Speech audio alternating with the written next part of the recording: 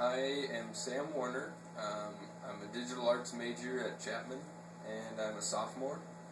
And I believe that I have learned the value and the cost of empathy as a person. I grew up with my little brother, who's 3 years younger than me. And he was born with lots of really strange things. He has arthritis and this specific syndrome called velocardiofacial syndrome. It's a very rare thing that not too many people have, but it just made Luke, that's his name, made his life a lot harder. And living next to somebody who would go to the hospital once a month or even twice a month for all the various things that he had to do, all the surgeries, sit with him through all the times that he had to get a needle in his arm and stuff like that. It's humbling. I guess the only real problems that I can physically describe about myself are I need glasses and I've had braces for a while. But for him, it was always so hard just walking. He walked way later than everybody else. His talking, he still struggles. Writing, he's just a different child than myself.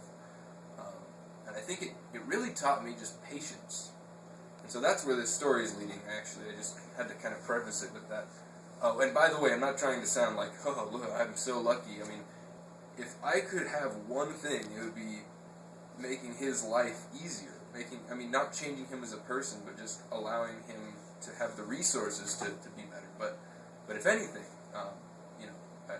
he has made me a better person today. And so, I think that whole growing up with Luke has taught me to listen really well. And listening to people is something that's